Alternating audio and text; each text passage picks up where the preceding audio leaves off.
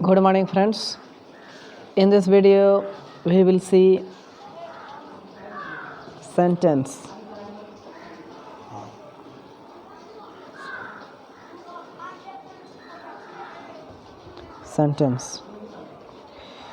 Definition देखते हैं। सबसे पहले परिभाषा। शब्दों का वह समूह जो निश्चित ढंग से क्रमबद्ध हो और पूर्ण अर्थ देता हो सेंटेंस कहलाता है। अ सेंटेंस वाक्य is a group of words, शब्दों का ऐसा समूह है पुट टुगेदर जो एक साथ रहता है इन अ सर्टेन ऑर्डर, एक निश्चित क्रम में, गिविंग कंप्लीट सेंस और एक पूर्ण अर्थ देता है। नोट, एक सेंटेंस में प्रायः 2 या 2 से अधिक वर्ड्स रहते हैं, लेकिन इम्पेरेटिव सेंटेंस एक वर्ड से भी बन सकता है, जैसे गो जाओ, कम आओ, लाफ हंसो। ऐसे सेंटेंस में सब्जेक्ट यू छिपा रहता है। पहला में भी यू गो हो सकता है, उसके बाद यू कम, यू लाफ, अर्थात गो का अर्थ होता है यू गो, उस तरह यू कम, उसी तरह लाफ के लिए you laugh. Kinds of sentences, अर्थ के अनुसार सेंटेंस 5 प्रकार के होते हैं।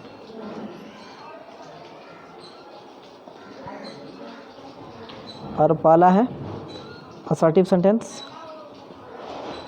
दूसरा है इंटरोगेटिव सेंटेंस, तीसरा है इम्पेरेटिव सेंटेंस, चौथा है ऑप्टेटिव सेंटेंस और पांचवा है एक्सक्लेमेटरी सेंटेंस।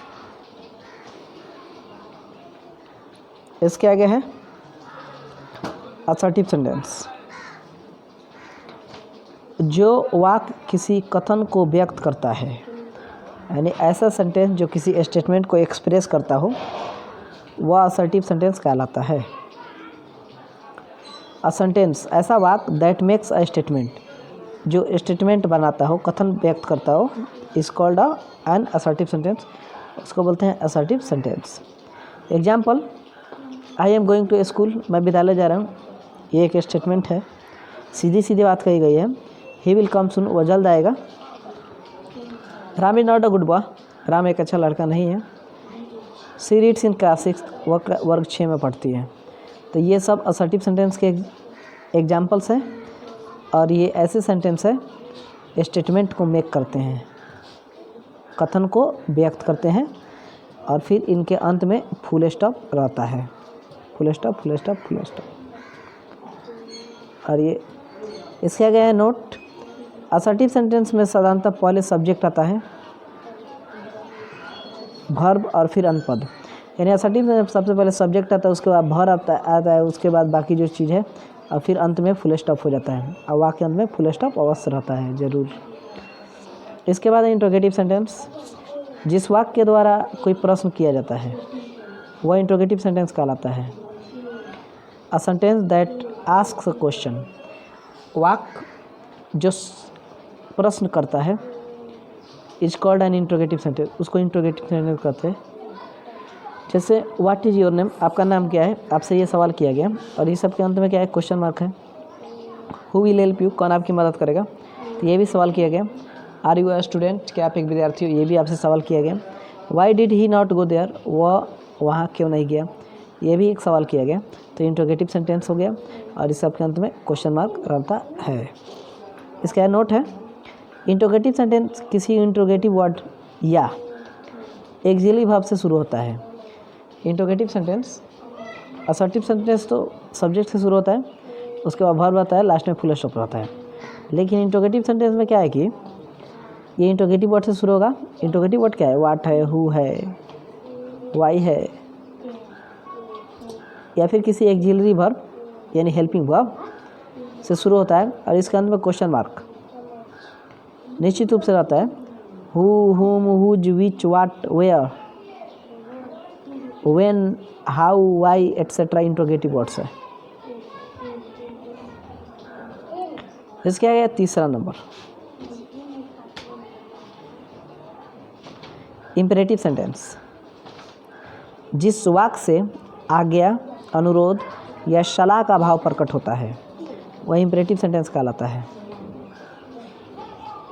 अ सेंटेंस, ऐसा वाक्य दैट एक्सप्रेस, जो व्यक्त करता है ऑर्डर, आज्ञा, रिक्वेस्ट, अनुरोध, पीस ऑफ एडवाइस, सलाह,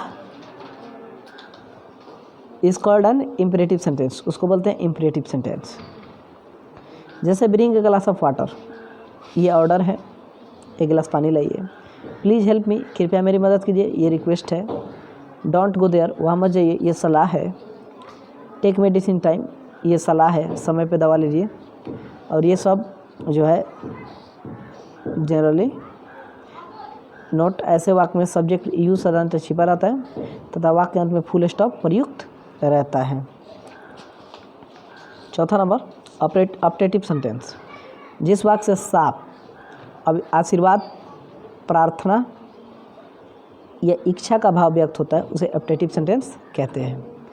सेंटेंस दैट एक्सप्रेस, सेंटेंस जो एक्सप्रेस व्यक्त करता है समकर्ष, श्राप, ब्लेसिंग, आशीर्वाद, प्रेयर, प्रार्थना और विश या फिर इच्छा, is called N optative sentence, वो ऑप्टेटिव सेंटेंस कहलाता है। जैसे मे यू डाई ऑफ कलरा, ईश्वर करे कि तुम कलरा से मर जाओ, तो ये ऑप्टेटिव हो गया, श्राप की बात है। और फिर इसके अंत में साइन ऑफ एक्सक्लेमेशन होता है, ऐसा साइन।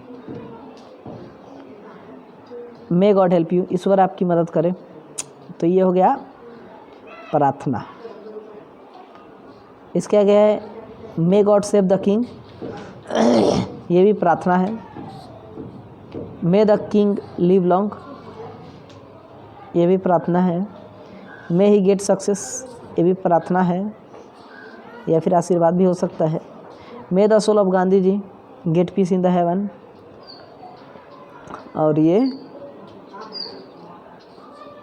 प्रार्थना है। और सेव द किंग ये इच्छा भी हो सकती है। तो यानी ऑप्टेटिव सेंटेंस में क्या होता है, साफ दिखता है, आशीर्वाद दिखता है, प्रार्थना दिखता है, इच्छा दिखता है।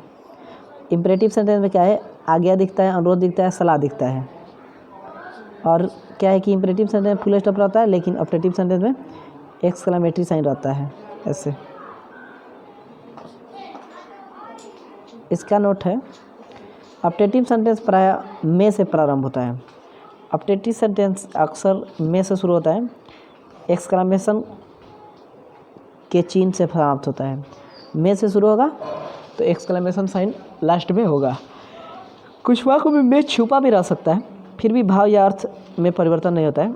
बहुत बार ऐसा होता है कि में हाइड रहता है, छुपा रहता है, लेकिन उसका जो भाव है, अर्थ है, उसमें कोई बदलाव नहीं आता है। जैसे गॉड ब्लेस यू, तो यहाँ भी में छुपा हुआ है ना। लॉन्ग लिव और फ्रेंडशिप, यहाँ भी में छुपा हुआ है। और इस समय साइन ऑफ एक्सक्लेमेशन लास्ट में चाहिए। लॉन्ग लिव द किंग, इसमें भी में छुपा है। गॉड सेव द किंग, यहाँ भी में छुपा हुआ है। ठीक है। इसके आगे 5वां नंबर एक्सक्लेमेटरी सेंटेंस। जिस वाक्य से प्रसन्नता यानी खुशी, दुख, आश्चर्य, प्रसन्नता, दुख, खुश, आश्चर्य, घृणा या प्रशंसा की तीव्र अभिव्यक्ति का बोध होता हो, यानी बहुत जल्द प्रसन्नता, दुख, आश्चर्य, घृणा या प्रशंसा की अभिव्यक्ति का बोध होता है, एक्सक्लेमेटरी सेंटेंस कहलाता है।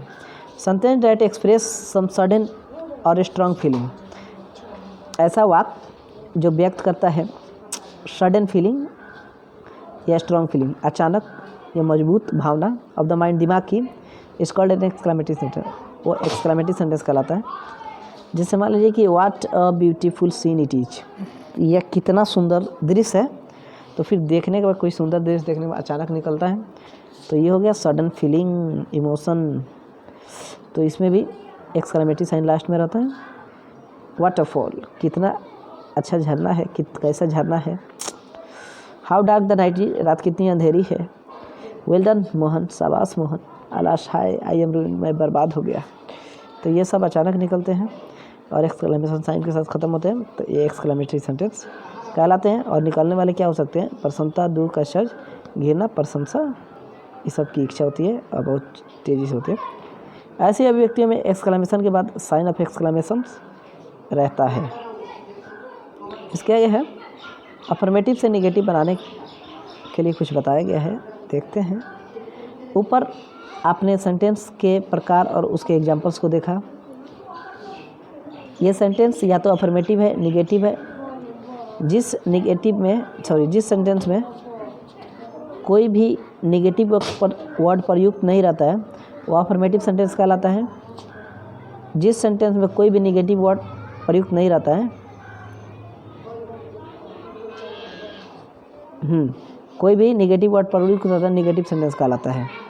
No, not, never, non, nobody, nothing, neither, nor, etcetera इन नेगेटिव वर्ड्स है। नेगेटिव वर्ड्स क्या है देखिए, no, not, never, non, nobody, nothing, neither, nor, etcetera, ये सब नेगेटिव वर्ड्स है।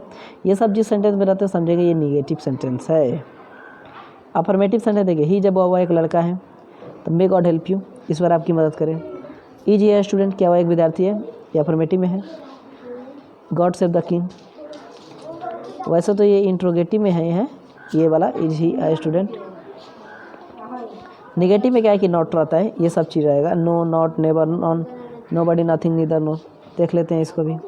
इसमें नॉट है, इसमें भी नॉट है, इसमें भी नॉट है, इसमें भी नेवर है, इसमें भी नॉट है, इसमें भी नो है, इसमें नॉट है, इसमें नीदर है। सब जो है नॉट वाला सेंस है, यानी नेगेटिव सेंटेंस है। इसमें ये सब चीज़ नहीं है, इसमें नहीं है, इसमें नहीं है, इस सब में नहीं है। And thanks for watching।